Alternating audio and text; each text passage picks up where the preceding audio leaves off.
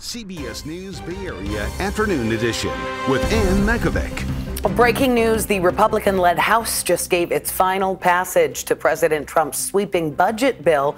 Thanks for joining us this Thursday afternoon. That bill now goes to the president's desk. It is the first major legislative accomplishment for President Trump's second term, funding many of his priorities and some key campaign promises. It's time for action. Let's finish the job for him. Vote yes on the bill. No, that vote was delayed by more than 8 hours, largely because of Democratic leader Hakeem Jeffries, who set a new record for the longest House speech ever. But I'm going to take my time and ensure that the American people fully understand how damaging this bill will be to their quality of life. Well, President Trump's so-called big, beautiful bill boosts border security and ICE enforcement, increases defense spending, and extends his 2017 tax cuts. That includes an increase in the child tax credit, a $1,000 savings account for newborns, plus no taxes on tips or overtime pay. It also implements new work requirements and other changes to safety net programs, including SNAP, the Food Assistance Program, and Medicaid. The Congressional Budget Office estimates the Medicaid cuts alone could total roughly $930 billion, with at least 11.8 million people at risk of losing their health coverage. 2 Republicans joined all Democrats in opposition. The Congressional Budget Office estimates that this bill is going to add over $3 trillion to the national debt. President Trump expected to sign it tomorrow.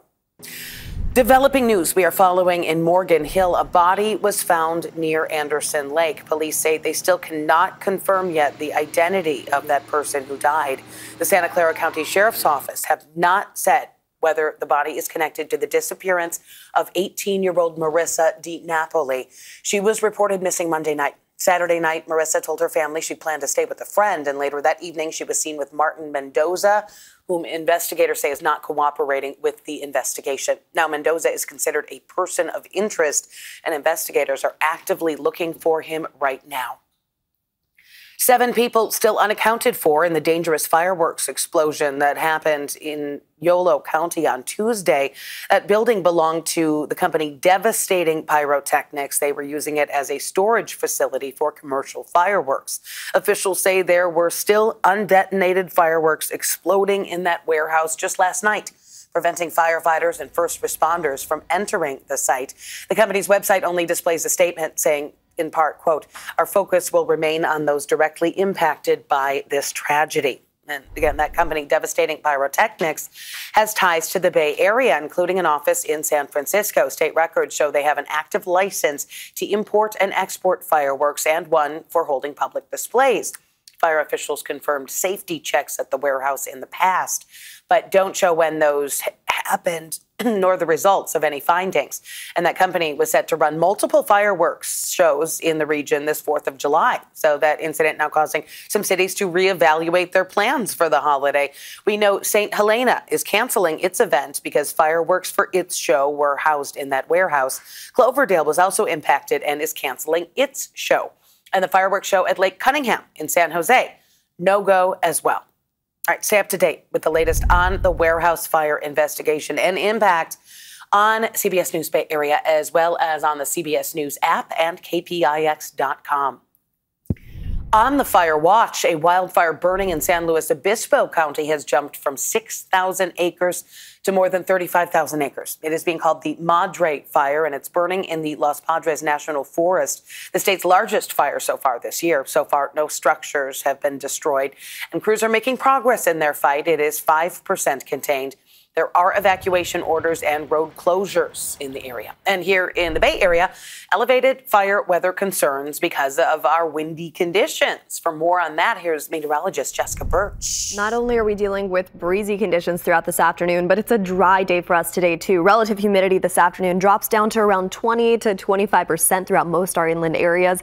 And it's still a warm day for us, too. I'm going to pull up the map. Let's head up a little bit more north. We're talking about Napa, Sonoma this afternoon, holding on tight to 70 up in Wine region, 80s today over in Antioch and Concord. It was just a few days ago, actually just yesterday, that we were talking about 90s over there. So we're starting to see this late week cool down, and it's in perfect time when it comes to 4th of July, right around the corner. However, we're still dealing with strong winds into each afternoon. Today, we have 70s and 80s down in the Santa Clara Valley forecasted for us.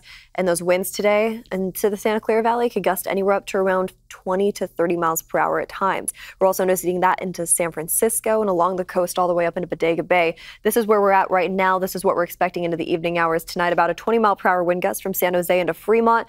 Even breezier conditions all the way up into Fairfield in those drier climate zones and all the way over into Napa and Santa Rosa. It is going to be a gusty evening for us tonight, meaning that fire weather threat is definitely a concern for us, especially because it's 4th of July weekend. But we'll talk more about that coming up and how long these winds are going to last right around the corner. Well, the Livermore Pleasanton Fire Department having extra firefighters working on the 4th of July despite fireworks being illegal in those cities. The fire chief says they expect to be busy. Every year, the Livermore Pleasanton Fire Department responds to numerous fires that were the result of fireworks. Some of those have damaged homes very seriously. Additionally, some years we respond to some very serious injuries related to fireworks. Here is a look where fireworks that are deemed safe and sane are legal in the Bay Area. But keep in mind, some places like Dublin have restrictions on where fireworks can be set off. Oakland and San Francisco have both banned fireworks. Leaders of both cities had warnings for people thinking about holding illegal celebrations. Our vegetation, like in the Bayview Hunters Point area, is pretty vast. And if people light fireworks out there, it can ignite a brush fire that can move very quickly and impede upon our homes.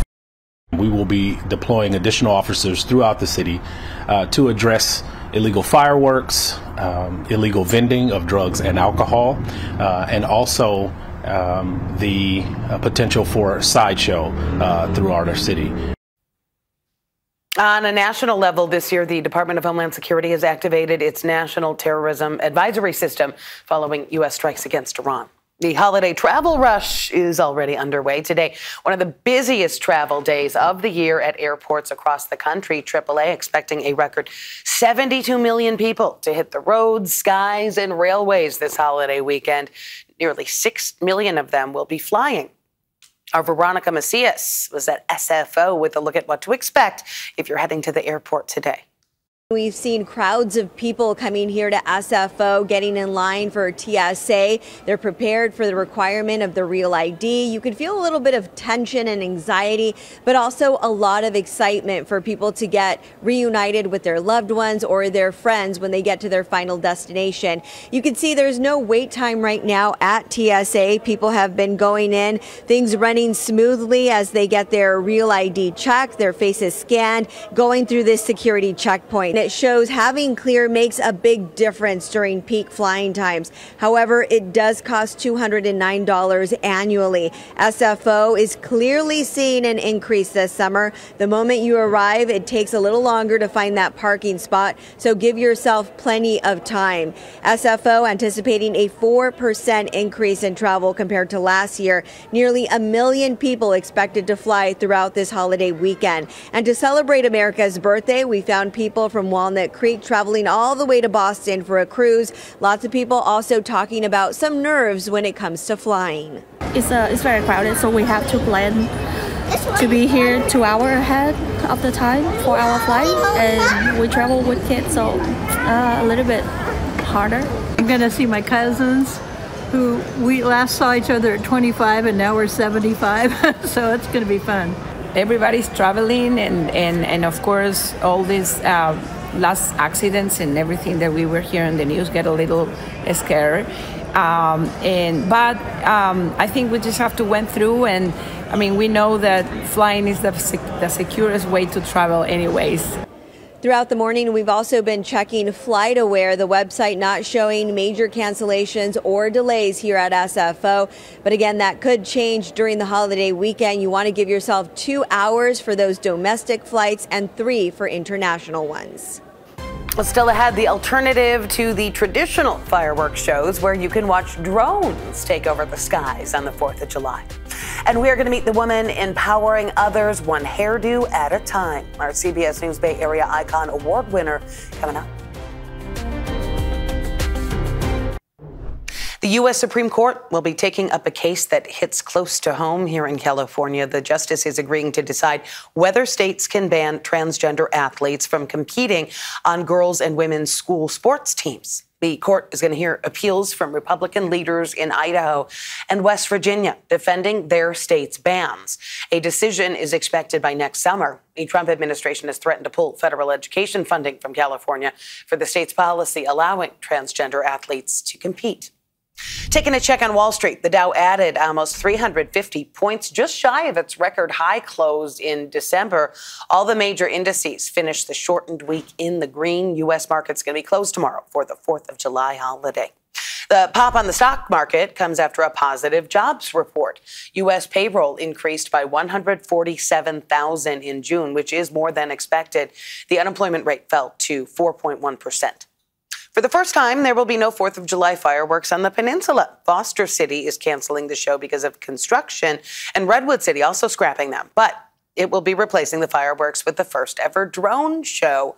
Redwood City says it's a safer, quieter, and more environmentally friendly option, and it's still pretty spectacular. San Francisco's fireworks show is set to go on as normal, but that is not the only event for the city in the 4th of July holiday. There's also going to be a 4th of July parade at the new Sunset Dunes Park. It's formerly known as the Great Highway. The parade kicks off at Noriego Street on noon, then makes its way down to Irving before wrapping up at 2 p.m. We posted a list of 4th of July celebrations across the Bay Area on our website, kpix.com.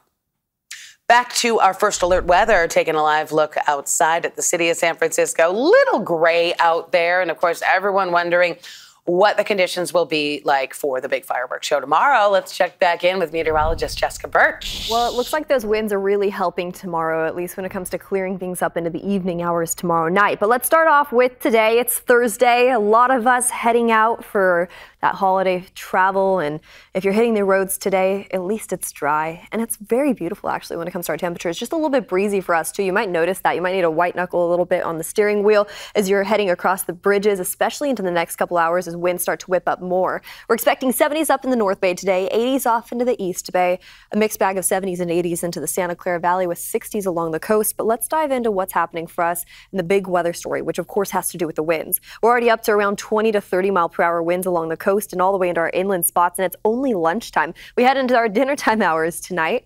Well, now we're talking about 20 to 30 mile per hour winds from San Francisco into Napa, Santa Rosa, stretched all the way over into Bodega Bay. We're actually gearing up for 40 mile per hour winds there. We advance to 4th of July. Let's take a look at tomorrow real fast. Here's what it's looking like already into the afternoon hours. Very similar to what we're seeing right now. And once again, they start to get stronger into the evening hours tomorrow night. So be very careful out there, especially since relative humidity is pretty low. Right now, we're already down to about 20% in areas like Calistoga over into Antioch. And over into San Francisco, it's a completely different story, of course. But speaking of San Francisco, let's talk about that 4th of July firework forecast. Heading into the evening hours tomorrow night, a couple things to mention. We're still dealing with partly cloudy skies into that 5 o'clock hour. It slowly starts to clear up as we head into the evening hours tomorrow night, but those clouds will be lingering around and temperatures drop quick. We're talking about 60s to 50s just within a couple hours, and that's a mixed bag of what we're going to expect as we head into next week too. 60s and 70s for our daytime highs, but it gets cool into those evening hours with those cloudy skies filling the bay once again. We head over into our inland spots. It's going to be a nice, warm and sunny setup for us tomorrow. We'll keep you updated on that here in the Weather Center. We'll be right back.